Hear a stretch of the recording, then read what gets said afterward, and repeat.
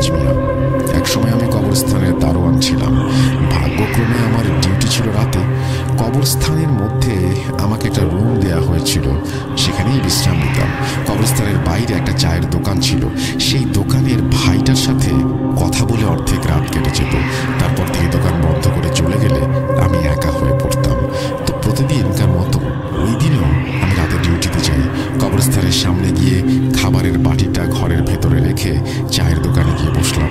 দোকানদারের সাথে কথা বলতে বলতে রাত প্রায় 2টা বেজে গেল। এরপর তিনি দোকান বন্ধ করে চলে গেল। এরপর কবরস্থানে শুধু আমি একা। কবরস্থানের ভেতরে নিয়ম মাফিক একবার পায়চারি করে নিলাম।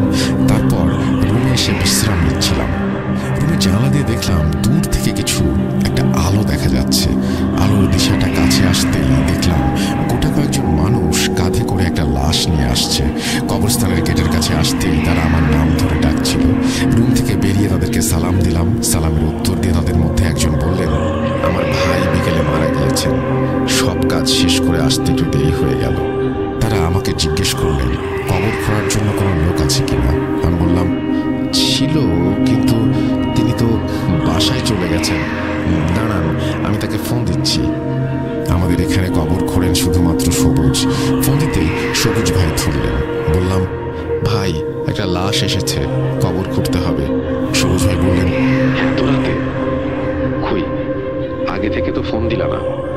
কি জানি ভাই, আপনি একটু কষ্ট করে আসেন না। ঠিক আছে, আমি আসছি। সবুজ ভাইয়ের সাথে কথা শেষ করে তাদেরকে বললাম, আপনারা অপেক্ষা করেন, ভাই আসছে। কি হয়েছিল এনার? তাদের মধ্যে একজন বললেন, রাস্তা পার হতে গিয়ে অ্যাক্সিডেন্ট করেছেন। ভাবলাম মুখটা একবার দেখবো কিনা, কিন্তু পরক্ষণেই মনে হলো লাশ রাখবার সময় তো দেখতেই পাবো। এরপর আমি রুমে চলে গেলাম। কিছুক্ষণ পর হঠাৎ করেই বাইরে হাড্ডি জোরে জোরে চাবানোর আওয়াজ পাচ্ছিলাম। বিষয়টা ভালো করে দেখতে জানলা দিয়ে বাইরে তাকালাম। তারপর যা দেখলাম তাতে ভয়ে আমার হৃৎপিণ্ড বন্ধ হয়ে যাওয়ার উপক্রম। দেখলাম বাইরে বসা লোকগুলো একসাথে মিলিয়ে মিশে খাটিয়াতে রাখা লাশটার বুক থেকে মাংস নিয়ে খাচ্ছে। এটা দেখে আমি রুমের সকল দরজা বন্ধ করে দোয়া পড়তে লাগলাম। হঠাৎ দরজায় কারো টোকা মারার আওয়াজ পেলাম।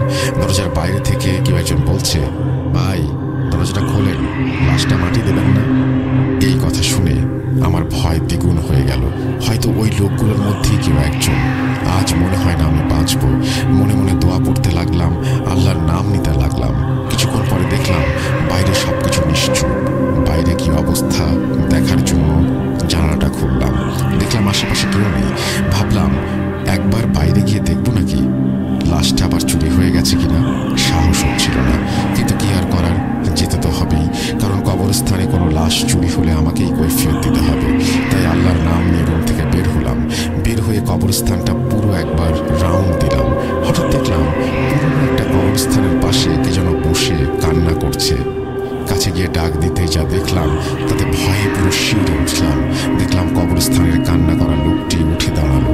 দেখে মনে হচ্ছে তার গায়ের মাংসগুলো যেন খসে গেছে আর চোখগুলো যেন আগুনের মতো জ্বলছে। আমাকে দেখে লোকটি বলল, কি রে, বের হলি না? এখন কোথায় যাবি? এই কথা বলে তার রক্ত মাখা হাত আমার দিকে এগিয়ে দিতেই আমি ভয়ে জ্ঞান হারালাম।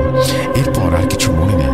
জ্ঞান ফিরতে দেখি আমি কবরস্থানের সেই ঘরের খাটে, পাশে সবুজ ভাই বসা। সবুজ ভাই বললেন, কি হয়েছিল আপনার? সব ঘটনা খুলে বললাম।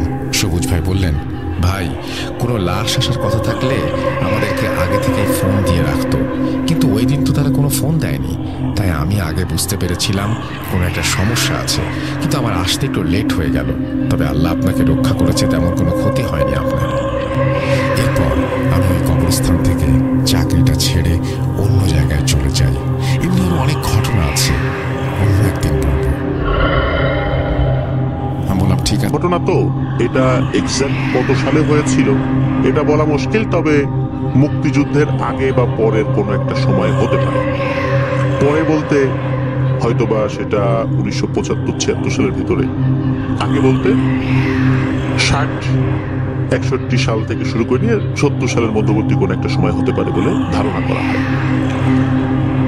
আর এটা ঠিক কোথায় ঘটেছিল এটা বলা মুশকিল, কারণ এটা ওনার বড় বোনও জানতে পারেন নাই, আর সোহেল ভাই তো জানবেন না, এটাই স্বাভাবিক।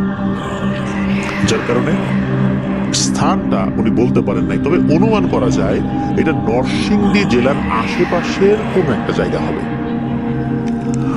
ওই সময় শুধু না, এখনো কিন্তু আমরা দেখি যে রাঙামাটি, খাগড়াছড়ি, এই যে পার্বত্য এলাকাগুলো রয়েছে, এছাড়া আরো অনেক জেলা রয়েছে, সেখান থেকে বাঁশ কেটে বাঁশের ভেলা তৈরি করে, লম্বা একটা ভেলা তৈরি করা হয়, বাঁশের বান্ডিল গুলো বাঁধা হয়, একটা সাথে আর একটা কানেক্ট থাকে রেল লাইনের মতো। রেল লাইনের উপর দিয়ে যেভাবে রেলগাড়িগুলো চলে আসে, ঠিক তেমনি নদীর পানির উপর দিয়ে রেলগাড়ির মতো বাঁশের যেই বান্ডিলগুলো এভাবে একটা সাথে আর একটা কানেক্ট থাকে। তারা বাইতে বাইতে অনেক দূর দূরান্ত থেকে বাঁশগুলো তারা বিভিন্ন বাজারে নিয়ে আসেন। তো ওনাদের ওই এলাকাতে এরকম বাঁশ সংগ্রাহক বেশ কয়েকজন ছিলেন। তারা 10 জনের একটা দল ছিল। এদের মধ্যে আপন 2 ভাইও ছিল। ওনারা দূর দূরান্তে বাঁশ সংগ্রহ করার জন্য যেতেন, আর সেই বাঁশগুলো ওনারা নদী পথে ওইভাবে নিয়ে আসতেন, বাজারে বিক্রি করতেন, যেটা এখনো কিন্তু রয়েছে প্রিলিসেনার্স। এখন যদিও বা সড়ক পথ অনেকটা উন্নত হয়েছে, এরপরও কিন্তু নদী পথে সেখান থেকে বাঁশ নিয়ে আসা হয়। বিশেষ করে পার্বত্য এলাকায় যে নদীগুলো রয়েছে সেখান থেকে কিন্তু বাঁশ আনা হয়। আপনারা ইউটিউবে বা গুগলে সার্চ করলেই এই ছবি বা ভিডিওগুলো দেখতে পাবেন। ওনারা ওই সময় ওভাবে বাঁশগুলো নিয়ে আসতেন, অনেক বাঁশ একসাথে নিয়ে আসতেন আর কি, বাইতে বাইতে নিয়ে আসতেন নদী পথে।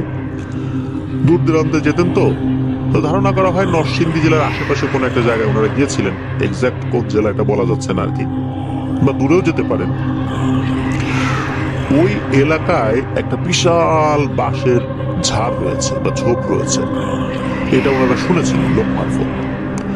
আর ওনারা এটাও শুনেছিলেন এটার মালিকানা ওইরকম নাই, মানে কোনো নির্দিষ্ট ব্যক্তির মালিকানায় এটা নাই। ওনারা ওখান থেকে বাঁশ অনায়াসে কেটে নিয়ে আসতে পারেন। আর ওখানকার লোকজনও চান যে এই বাঁশের ঝাড়টা পরিষ্কার হোক, কিন্তু ওইখানে লোকজন আসলে খুব একটা যায় না, বাঁশ ঝাড় থেকে বাঁশ কাটেও না। তো ওনারা চিন্তা করলেন যে ভালোই তো, বিভিন্ন জায়গায় যাই, সেখানে তো বাঁশ ঝাড় থেকে বাঁশের মূল্য পরিশোধ করে আবার বাঁশ নিয়ে আসতে হয়। তো যদি ফ্রি ফ্রি বাঁশ পাওয়া যায় তাহলে তো যা বিক্রি করবো সেটাই লাভ। ওনারা 10 জনের ওই দল ওই এলাকায় চলে যায়। তবে এই ধরনের জায়গাগুলোতে যেখানে আসলে মালিকানা ওরকম খুঁজে পাওয়া যায় না, ওই এলাকার যিনি গণ্যমান্য ব্যক্তি তার কাছ থেকে অনুমতি নিয়ে কাজটা শুরু করতে হয়। ওই সময় ওই এলাকার যিনি চেয়ারম্যান ছিলেন তার সাথে ওনারা দেখা করেন। ওনারা বলেন যে আমরা তো এরকম বাঁশ সংগ্রহ করি, আপনাদের এলাকায় এরকম একটা বাঁশের ঝাড় রয়েছে শুনেছি, তো আমরা এখান থেকে বাঁশ সংগ্রহ করতে চাই। উনি খুব অবাক দৃষ্টিতে এই 10 জনের দিকে তাকালেন এবং বললেন যে আপনারা তো আসছেন, কিন্তু আপনারা কি বাঁশের সম্পর্কে খোঁজ খবর নিয়েছেন? ওনারা এই চেয়ারম্যানের কথা শুনে কিছুটা অবাক হন, বলেন যে হ্যাঁ খোঁজ খবর নিয়েছি, কিন্তু আপনি এইভাবে বলছেন কেন? আপনার কথার মধ্যে বা চেহারার মধ্যে একটা অস্বাভাবিকতা ফুটে উঠছে। ওই 10 জনের মধ্যে যিনি টিম মেম্বার ছিলেন আর কি, উনি বলছেন। তখন চেয়ারম্যান সাহেব বলছেন যে হ্যাঁ তা তো অবশ্যই, কেননা এই বাঁশঝাড়ে আমরা কেউই বাঁশ কাটতে চাই না। এই এলাকা কেন, আশেপাশের কোনো এলাকার লোকজন এই বাঁশঝাড়ে বাঁশ কাটতে চায় না, যার কারণে এখানে অনেক বাঁশ হয়ে গেছে। কিন্তু আপনাদের কি মনে হলো না যে আমরা কেন এখানে যাই না? কেন কেউ এখান থেকে বাঁশ কেটে আনে না? প্রয়োজনে বাঁশ কিনে আনে, কিন্তু এখান থেকে কেউ বাঁশ কাটে না। তখন ওই 10 জনের ভিতরে যিনি টিম মেম্বার ছিলেন উনি বললেন যে দেখেন চেয়ারম্যান সাহেব, আমরা তো আসলে এটা করেই খাই, আমরা চেষ্টা করি বাঁশ নিরাপদের সাথে কেটে নিয়ে আসার জন্য। এটাই আমাদের পেশা, এটা আমাদের রুজি রুটি, এটা দিয়ে আমরা আমাদের পরিবারকে আল্লাহর রহমতে চালাই। এখানে কি সমস্যা আছে একটু বলবেন? তখন ওই চেয়ারম্যান সাহেব বললেন যে আপনারা দূর দূরান্ত থেকে আসছেন, আমার অনুমতি চাইছেন, আপনারা যদি বাঁশ কেটে নিয়ে যেতে পারেন তো ভালো, আমরাও চাই এই বাঁশটা পরিষ্কার হোক, কিন্তু আমরা কেউ এটা পরিষ্কার করতে পারি না। আপনারা যদি দীর্ঘ সময় নিয়ে এখান থেকে বাঁশ কাটতে কাটতে এই বাঁশ যেটা হয়েছে এটা হালকা করে ফেলতে পারেন বা পরিষ্কার করে ফেলতে পারেন ভালো, তবে মনে রাখবেন এটা নিয়ে অনেক বদনাম রয়েছে। অনেকেই ওই বাসারে গিয়ে আর ফেরত আসেনি, মারা গেছে, বা ফেরত যারা এসেছে মারাত্মক ভয় পেয়েছে, অনেক চিকিৎসা করে সুস্থ করাতে হয়েছে, কেউ কেউ পাগল হয়ে গেছে, এরকমও হয়েছে। এই কথা শোনার পর ওই টিম মেম্বার বললেন যে আমরা তো 10 জন আছি, আশা করি কোনো সমস্যা হবে না, আপনি শুধু অনুমতি দেন। চেয়ারম্যান সাহেব বললেন ঠিক আছে আপনারা যান, তবে এটার কোনো দায় দায়িত্ব কিন্তু আমি নিতে পারবো না। আপনাদের জন্য যদি কোনো ক্ষয়ক্ষতি হয় এটার কোনো দায় দায়িত্ব আমি নেব না, এটার জন্য আপনারাই দায়ী থাকবেন। ওনারা বলেন ঠিক আছে, আপনার অনুমতি পেয়েছি এটাই যথেষ্ট, আমাদের ক্ষয়ক্ষতি তো হতেই পারে, কত জায়গায় যাই, অনেক জঙ্গলে বিষাক্ত সাপ থাকে, সাপের কামড় খেয়েও আমাদের কত সদস্য মারা গেছে, তো ক্ষয়ক্ষতির কথা চিন্তা করেই আমরা এই কাজগুলো করি, সুতরাং আপনি দোয়া করেন আমরা যেন ঠিকঠাক মতো কাজটা করতে পারি। চেয়ারম্যান সাহেব অনুমতি দেন, ওনারা সেই বাঁশঝাড়ে যান। আসলে এটা এমন বাঁশঝাড়, এত বাঁশ জন্মেছে যে সূর্যের আলো ভেতরে পড়তে চায় না, এমন একটা অবস্থা। তো ওনারা ওখানে যাওয়ার পরে প্রথম যে কাজটা যেটা করতে হয় সেটা হচ্ছে ওনারা একটা মাচাং তৈরি করেন, মাটি থেকে প্রায় 5-6 হাত উঁচুতে বা 3-4 হাত উঁচুতে একটা থাকার জায়গা তৈরি করেন। ওই জঙ্গল থেকে বাঁশ কেটে বাঁশ ফেরে ওনারা এরকম একটা মাচাং তৈরি করে ফেলেন। এই কাজে ওনারা সিদ্ধহস্ত, কয়েক ঘন্টার মধ্যে এই কাজ করে ফেলেছেন। ওনারা থাকার মতো একটা জায়গা তৈরি করেন যেন এই 10 জন ঘুমাতে পারেন। প্রথম দিন যে গিয়েছেন ওনারা 9 জন কাজ করছেন, 1 জন রান্নার কাজ করছেন, যেহেতু ওনাদের খাওয়া দাওয়া করতে হবে। আর এই বাঁশঝাড়ের ভেতরেই ওনারা থাকবেন বলে সিদ্ধান্ত নিয়েছেন। অন্য 9 জন যে এই যে মাচাং তৈরি করছেন, 1 জন একটু সাইডে রান্না করছেন। তো রান্না করতে করতে ওনার চোখ যায় ওনার থেকে একটু, উনি চমকে ওঠেন, জানে এইটা কি। উনি দেখতে পেলেন যে অনেকটা গরিলার মতো কোনো একটা প্রাণী, এই প্রাণীটা নজর রাখছে তার দিকে, যে উনি কি করছেন এটার দিকে চোখাচোখি হয়। প্রথম দৃষ্টিতে মনে হয়েছিল এটা কোনো বন মানুষ কিনা, আবার মনে হলো যে এইটা গরিলা কিনা। এটা আসলে ঠিক গরিলাও না, কোনো জঙ্গলি মানুষও না, তবে এরকম কিছু একটা যার 2 হাত রয়েছে, 2 পা রয়েছে, অনেকটা মানুষের মতোই দেখা যায়। এই জিনিসটা এক দৃষ্টিতে যিনি রান্না করছেন তার দিকে তাকিয়ে আছে, উনিও তার দিকে তাকিয়ে আছে যে এই জিনিসটা কি রে, আমার দিকে এইভাবে তাকিয়ে আছে, এই জবের মধ্যে এই জিনিসটা কোত্থেকে এলো। উনি কোনো কথা বলেন না, চুপচাপ। পরে দেখলেন যে ওই জিনিসটা কোথায় যেন চলে গেল। এরপর উনি অন্য 9 জন যারা ওই মাচাং তৈরি করছিলেন তাকে বলছেন যে এই যে আমি তো একটা জিনিস দেখলাম এরকম এরকম। তখন ওনারা বললেন যে আরে জঙ্গলের ভিতরে এই টাইপের জিনিস তুমি দেখছো, হতে পারে বানর টানর জাতীয় কিছু, ও কিছু না, আর তুমি ভুলও দেখতে পারো। এটা বলে ওনারা এড়িয়ে গেলেন। তো ওই দিনের মতো ওনারা আর কোনো কাজ করেন নাই। প্রথম দিনে মাচাং তৈরি করা সহ ওনাদের থাকার জায়গা, রান্না করার জায়গা, এই জিনিসগুলো ওনারা তৈরি করেছিলেন। দ্বিতীয় দিন থেকে ওনারা ফুল স্পিডে কাজ শুরু করে দেন। 9 জন চলে যান বাঁশ কাটতে, 1 জন রান্না বাড়ার কাজ করবেন, এরকমটাই আর কি সিদ্ধান্ত। এভাবে ওনারা কাজ করেন। দ্বিতীয় দিন যখন সকালবেলা রান্নার কাজ শুরু করেছেন, ওই লোকটা দেখে ওনার থেকে কিছুটা দূরে, এবার একটা না, গতদিন তো একটা দেখেছিলেন, এবার 2টা একই রকম দেখা যায়, ওই গরিলার মতো 2টা অবয়ব। উচ্চতা ওই রকম অতটা না, তবে স্বাভাবিক মানুষ যতটুকু উঁচু লম্বা হয় ওই রকমই। এই 2টা অবয়ব এক দৃষ্টিতে ওনার দিকে তাকিয়ে আছে। উনি এটা খেয়াল করে বেশ অবাক হন। ওইভাবে ভয় পান নাই, কারণ ওই সময় দিনের বেলা। উনি অবাক দৃষ্টিতে দেখছেন। দেখার পর উনি কিছুক্ষণ তাকানোর পর দেখলেন যে ওরা চলে গেল আবার। তারা যখন কাজের ফাঁকে দুপুরবেলা খাবার খেতে এসেছেন, সকালে তো নাস্তা করেই গেছেন সবাই, দুপুরবেলা খাবার খেতে এসেছেন ওনারা,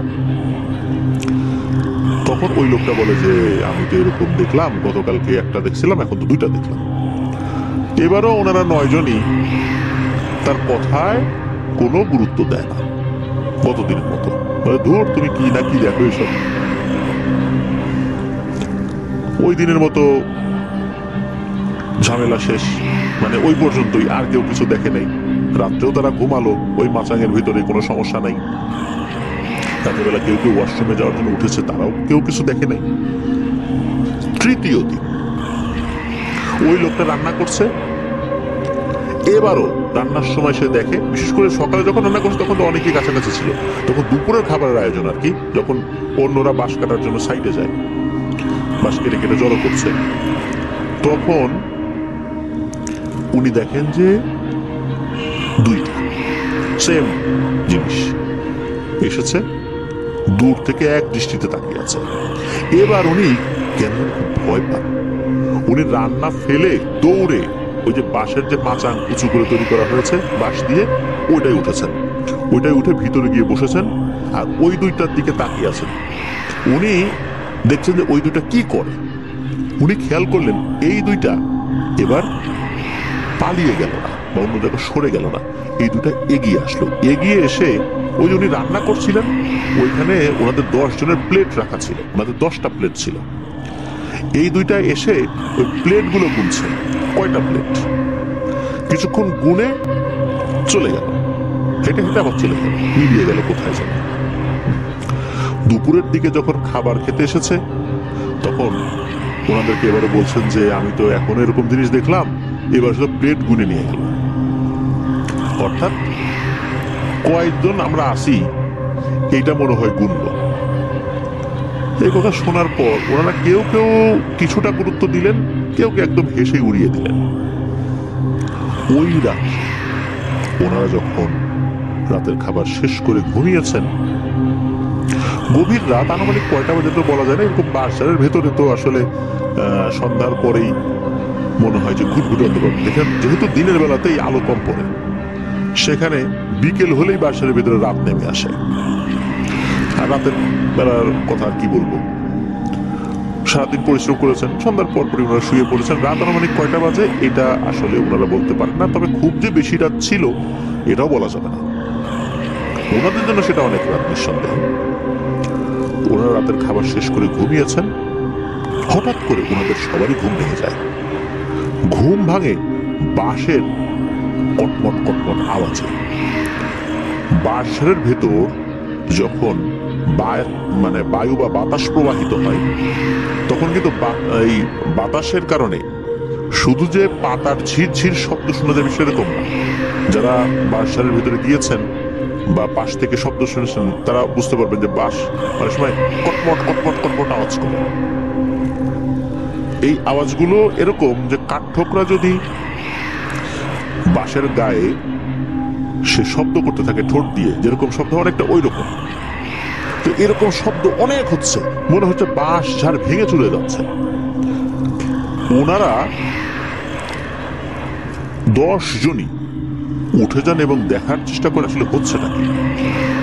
ওনারা যখন ওনাদের যে মাচা ওখান থেকে বাইরে তাকান, বাইরে তাকিয়ে দেখেন যে ওই যে গরিলার মতো বেশ কয়েকটা অবয়ব ওনাদের মাচাঙের দিকে এগিয়ে আসছে, এবং এগিয়ে এসেই মাচাঙের নিচের দিকে যেই পিলারের মতো দেওয়া হয়েছিল বাঁশ দিয়ে, এগুলোর উপর আঘাত করা শুরু করছে, মানে ওটা ভেঙে ফেলবে। আমরা শুরুতে বলেছিলাম যে এই 10 জনের মধ্যে কিন্তু আপন 2 ভাই ছিল। এই 2 ভাই কি করেছেন, ভয়ে ওইখান থেকে লাফ দিয়ে 2 জন একসাথে একদিকে দৌড়ানো শুরু করেছেন। তো ওনারা যখন দৌড়াচ্ছেন তখনই বুঝতে পারলেন যে এই অবয়বগুলো ওই মাচাঙের খুঁটি ভেঙে ফেলেছে, মাচাংটা ধপাস করে পড়েছে। ওই 8 জনই ওই মাচাং শুদ্ধ মাচাং ভেঙে নিচে পড়েছেন। এরপর তো ওনারা কি হয়েছে দেখেন নাই, ওনারা তো দৌড়াচ্ছেন 2 জনই। তো এই 2 জন একসাথে দৌড়াচ্ছেন, কিন্তু কোন দিকে যে দৌড়াচ্ছেন এটা বুঝতে পারছেন না। একটা জায়গায় এসে মনে হলো ওখানে একটা গাছ আছে, আর তখনও মনে হচ্ছিল পেছনে ওনাদের 2 জনকে কেউ ধাওয়া করছে। ওনারা দ্রুত একই গাছে উঠে পড়েন। গাছে ওঠার পর ওনারা দেখেন যে একটা অবয়ব নিচে এসে ঘোরাঘুরি করছে, সেম অবয়বটা। তবে মনে হচ্ছে যে এই অবয়বটা বুঝতে পারেনি এই গাছে দুইজন আছে, ওনারা তো চুপ করে দেখছে। ওনারা যেখানে চলে এসেছে সেখানে কিন্তু অতটা ঝোপঝাড় ছিল না, বেশ অনেকটা বাইরে বের হয়ে এসেছে আর কি। তবে চাঁদের আলো মোটামুটি পড়েছে, দেখা যাচ্ছে ওই অবয়বটা নিচ দিয়ে ঘুরছে। কিছুক্ষণ ঘোরাঘুরি করে আবার সেই দিকটাতে চলে গেল যেই দিক থেকে ওনারা দৌড়ে এসেছেন। যখন নিশ্চিত হলেন যে অবয়বটা এখন নাই, তখন ওনারা আস্তে আস্তে নামলেন, নিয়ে বললেন যে এখন তো আমাদেরকে আবার এই বাসার ভিতরে যেতে হবে, আমাদের সাথী আর যে 8 জন আছে তাদের কি অবস্থা এটা দেখার জন্য। ওনারা মোটামুটি আন্দাজ করে করে ওই রাতেই আঁকানো শুরু করলেন ওই দিকটাতে। একটা পর্যায়ে ওখানে পৌঁছেও যান। পৌঁছে গিয়ে যে দৃশ্য দেখতে পান তা ওনাদের আত্মা রীতিমতো উড়িয়ে দিয়েছিল, এমন একটা অবস্থা। ওনারা দেখতে পান বাঁশের মাচানটা তছনছ হয়ে পড়ে আছে, আর ওখানে 8 জনের 8টা মাথা ছড়িয়ে ছিটিয়ে আছে, কোনো বডি নেই। এই দৃশ্য দেখার সাথে সাথে ওনাদের কাছে মনে হয় যে অনেকগুলো অবয়ব মনে হচ্ছে তাদের আশেপাশেই আছে, এখনই তাদের উপর ঝাঁপিয়ে পড়বে, এই দুজনের উপর, 2 ভাইয়ের উপর। ওনারা দৌড়ানো শুরু করছেন একদিকে। ওনারা যেহেতু ওই এলাকায় ছিলেন, ধারণা ছিল যে এই বাঁশঝাড় থেকে বের হতে কতটা সময় লাগতে পারে, আবার অন্ধকার, তারপরও ওনারা 2 জন একসাথে দৌড়াচ্ছেন, 2 জন আলাদা হন নাই। দৌড়াতে দৌড়াতে একটা সময় ওনারা ওই বাঁশঝাড় থেকে বের হয়ে একটা রাস্তায় উঠতে সক্ষম হন। অনেক দূরে ঘরবাড়ি আছে, এটা চাঁদের আলোতে বোঝা যাচ্ছে। ওনারা ওই দিকটাতে দৌড়ানো শুরু করেন। তখন ওখানকার লোকদেরকে ডেকে তোলেন, বলেন যে আমরা সেই চেয়ারম্যান সাহেবের কাছে যাব, এখন রাতের বেলা পথ চিনতেছি না কোন দিকে যাব। তখন ওখানকার একজন লোক আবার চেয়ারম্যান সাহেবের কাছে নিয়ে যান। ওই রাতে চেয়ারম্যান সাহেবকে ডেকে তোলা হয়। চেয়ারম্যান সাহেবকে পুরো ঘটনা খুলে বলেন যে এই ঘটনা আমাদের তো একজন এরকম দেখছিল, আমাদেরকে বলছিল, আমরা তো বিশ্বাস করি নাই। তারপর তো এই রাত্রে এই ঘটনা, আমরা এরকম আমাদের 8 জন সাথী ভাইয়ের মাথা দেখে আসছে ওই জঙ্গলের ভিতর। তখন ওই চেয়ারম্যান সাহেব বললেন যে তোমাদেরকে তো আমি আগেই সতর্ক করছিলাম এই জায়গাটা ভালো না, তারপর তোমরা গেছো। আমি তো আগেই বলছিলাম যে কোনো ক্ষয়ক্ষতি হলে আমাকে কোনো দায় দিতে পারবা না, দেখলা তো। আর একসাথে এত লোকের মৃত্যু, এটা আমরাও আশা করিনি। এরপর সকালবেলা গিয়ে ওই 8 জনের 8টা মাথা উদ্ধার করা হয়। ওই অবয়বগুলো আসলে কে ছিল, তারা আসলে কোন ধরনের এন্টিটি ছিল, এটা কেউ জানে না। সবাই ধারণা করে এখানে এমন কোন ভয়ঙ্কর একটা জিনের গোষ্ঠী রয়েছে যারা এই বাসার বা আশেপাশে যে ঝোপ জঙ্গল রয়েছে সেখানে মানুষের উপস্থিতি একদম সহ্য করতে পারে না। ওরা দিনের আলোতে এসে ওদের উপস্থিতি জানান দিয়ে গেছে, এবার প্লেট গুনে গেছে যে ওরা কয়জন। আল্লাহর রহমতে মাত্র 2 জন ব্যক্তি এখানে জীবিত থাকতে পেরেছিলেন, যার মাধ্যম এই 2 জনের মাধ্যম দিয়েই এই পুরো ঘটনাটা সামনে চলে আসে।